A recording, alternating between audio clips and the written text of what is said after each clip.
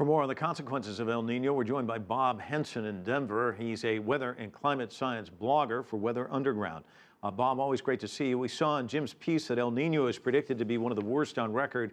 Why are we not seeing an improvement, do you think? Well, El Nino tends to follow what you might consider an academic year schedule. It tends to increase during the northern fall and then kind of peaks in the wintertime and decreases in the northern spring. So we're really at about the peak level of the intensity of the El Nino warm waters in the eastern Pacific. So the effects certainly over North America tend to actually be strongest from about now till March. So it varies from place to place, but we're still well in this El Nino that's going to be considered the El Nino of 2015-16. And Bob, we heard in Jim's piece as well, one of the guys identifying it as Godzilla. I mean, how would you describe it? Well, I don't know how we call it Godzilla, but it's certainly a sprawling weather system. I mean, you could say roughly half the globe is affected in one way or the other. And some of those impacts have already been seen. Classic ones like a drought in Indonesia, very hot conditions in Australia, very, very hot in South Africa. They've had temperatures just the last day or two approaching 47 degrees Celsius. So many of these effects are what you would expect from a big El Nino. And I was going to say, the layman like myself looks at this one way, but you're a weather guy and you love this stuff. You dig in pretty deep. What are you looking for, and what do you suspect you'll see in the months ahead? Well, I think this month I'm certainly watching California. I think all eyes are on that state, at least in the western United States, to see whether, in fact, they do get the snowpack that they desperately need. Strong El Ninos like this one do tend to bring California above average rainfall and snowfall, and it finally looks like that's setting up pretty much as we would expect in the middle of an El Nino winter. So I think the next week certainly will bring quite a bit of rain and snow there. It probably won't end the drought completely, but it's really, really going to help.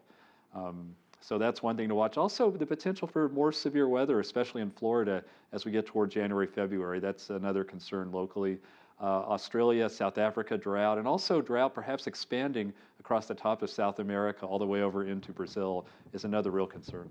You're spending a lot of time talking about the U.S., although you broaden it out. But what other areas look really vulnerable to you? I think, as I was saying, northern parts of South America, the Nordeste part of Brazil is a vulnerability. Interestingly enough, Ethiopia and India both have kind of a bifurcated response to El Nino.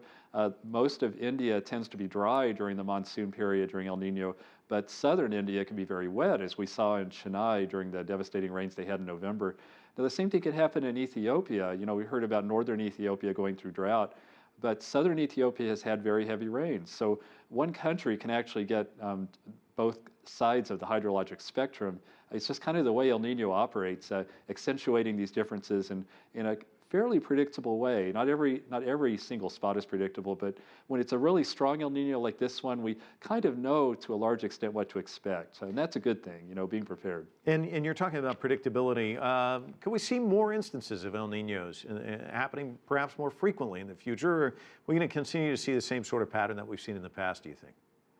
Well, people have been looking for a while to see whether El Nino, in fact, is affected strongly by greenhouse gases and warming temperatures globally. And it doesn't look like there's a super strong connection in terms of how El Nino's timing unfolds or how the frequency or intensity unfolds.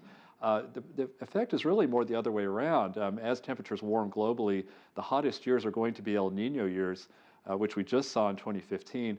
Interestingly enough, when there's a big El Nino, it's the second year of it that tends to be even warmer globally. So certainly possible that 2016 on the global average could be even warmer than 2015.